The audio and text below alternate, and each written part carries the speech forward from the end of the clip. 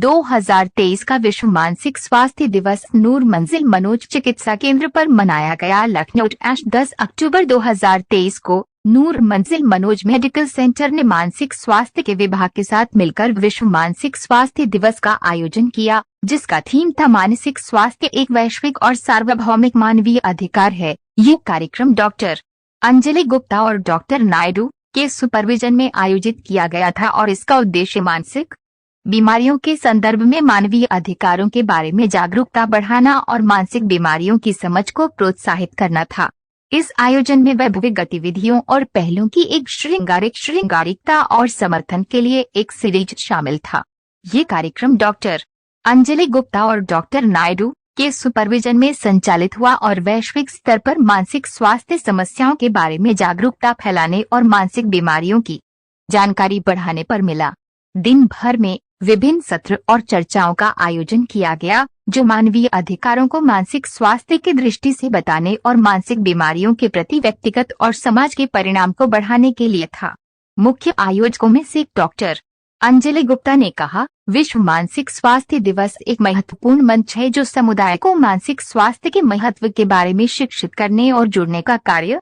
करता है। यह एक याद दिलाता है कि मानसिक स्वास्थ्य केवल एक व्यक्तिगत मामला नहीं है, बल्कि यह एक वैश्विक मानवीय अधिकार भी है। उन्होंने इस कार्यक्रम को संचालित करने वाले डॉक्टर नायडू ने बोला किया, हमारा लक्ष्य बताना है कि मानसिक स्वास्थ्य की समस्याओं वाले व्यक्तियों को किन चुनौतियों का सामना करना पड़ता है और सभी के लिए उनके मानसिक स्वास्थ्य देखभाल करने की सलाह दी। IN से मृत्युंजय प्रताप सिंह की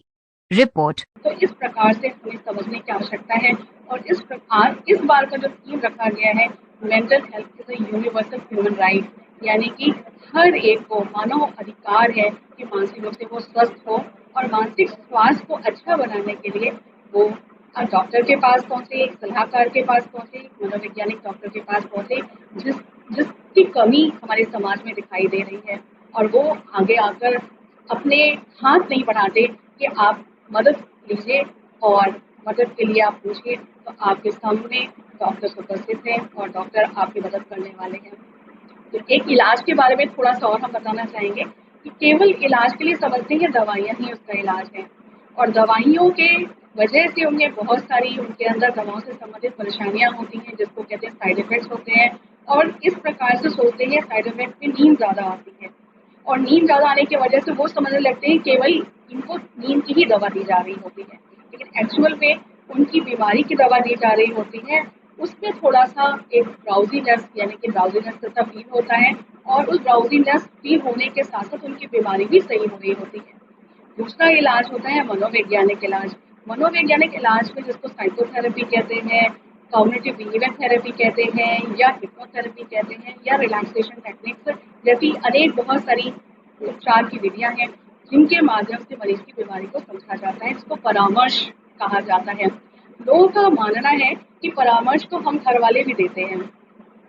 और घर वाले देते हैं, ये हमारी बात तो मानता नहीं है, तो आप क्या बात मानेगा, या पैसे देने की आवश्यकता क्या है। अगर हम परामर्श के लिए डॉक्टर के पास, एक काउंसलर या एक साइकोलॉजिस्ट के पास जाते हैं, तो वहाँ पर ना पैसा देना पड़े, फ्री में उनका इलाज हो जाए, उस तरह से उनकी महत्ता को नहीं समझते हैं और एक साइकोथेरेपी से उनको वंचित करते हैं। तो ये हम आपको बताना चाहेंगे, एक प्रोफेशनल जो डॉक्टर होता है, जो क्लिनिकल साइकोलॉजिस्ट होता है, नैदानिक मनोवैज्ञानिक होता है, वो पढ़ाई ही इसी प्रकार से करता है कि वो साइंटिफिक तरीके से, विज्ञान के माध्यम से, वैज्ञानिक तरीके से, मनोविज्ञान के तरीके से, विधियों के माध्यम से मरीज की बीमारी को ठीक करता है, जिसमें ना ही कोई साइड इफेक्ट होता है, ना ही कोई विड्रॉल्स होते हैं, ना ही कोई डिपेंडेंसी होती है, और उसके अंदर सतह तक जाता है, उनके कारणों का निवारण करता है, और उसके व्यक्ति खुश रहने लगता है और डिप्रेशन एकदम गायब हो जाता है। तीसरे प्रकार का इलाज होता है जो फैमिली उपचार जिसे कहते हैं, पारिवारिक उपचार होता है। कभी कभी घर वाले ये समझते हैं कि मरीज जो बीमार है उसी का इलाज होना चाहिए, लेकिन केवल मरीज के इलाज ही जरूरी नहीं है, उसके साथ साथ परिवार के लोगों का जुड़ाव भी जरूरी है, और परिवार साथ में जुड़ते हैं, उनकी भावनाओं को समझते हैं और उसके साथ कैसा व्यवहार करना चाहिए उस बात को समझते हैं, तो उससे मरीज को रिलैप्स होने से, बीमारी की रिलैप्स होने से बचाया जा सकता है। चौथा है सामाजिक इलाज। सामाजिक इलाज जो एटीट्यूड टुवर्ड्स द पेशेंट, या तो ये सोचते हैं कि हम भी, अगर वो पागल है, पड़ोस में पागल कोई रहता है या मानसिक रूप से रोगी रहता है, तो उसको निष्कासित कर देना चाहिए, उसको समाज से निष्कासित कर देना चाहिए, मोहल्ले से निष्कासित कर देना चाहिए, परिवार से निष्कासित कर देना चाहिए। तो ये एटीट्यूड है, ये मरीज को और ज़्यादा एक तरह से बीमार करता है। तो हम सभी उसके प्रति जो एटीट्यूड हमें रखना चाहिए वो है एम्पैथेटिक एटीट्यूड। हम भी हो सकते हैं बीमार। ये कहा नहीं जा सकता है कि आज के आपाधापी समय पे ऐसा जहाँ कॉम्पिटिशन का युग है वहाँ पर कब आपको एंग्जाइटी, कब आपको पैनिक अटैक, कब आपको डिप्रेशन या कब आपको बाइपोलर डिसऑर्डर जैसे रोग हो जाए, कुछ कहा नहीं जा सकता। तो आप इन सभी बातों को ध्यान में रखें। आज के समय पे 50% जो लोग हैं, जो युवा वर्ग है, वो मानसिक और नशे से संबंधित परेशान हैं और उससे ग्रसित हैं, लेकिन इलाज से वंचित हैं। तो हम चाहेंगे आप आगे बढ़ें इलाज के लिए और अपने जीवन को स्वस्थ नुमा, खुशनुमा और साथ समृद्धि पूर्वक अपने जीवन को जिए। इसके साथ नमस्कार, धन्यवाद। मैम पर्ची दे दीजिए। जी, पर्ची दे दीजिए। मैं doctor Anjali Gupta, senior clinical psychologist, Noor Manzil में करीब 25 वर्षों से ज़्यादा यहाँ पर कार्यरत हूँ और मेरा अनुभव हर प्रकार की बीमारी को लेकर के, साथ ही साथ जो मैरिटल काउंसलिंग होती है उसको लेकर के, बच्चों से लेकर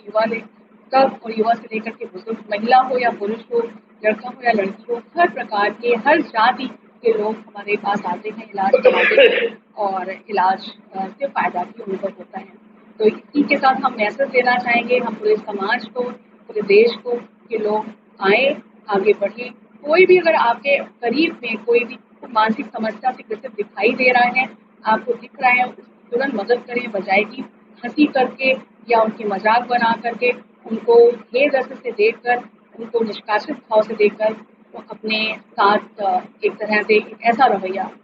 बनाने से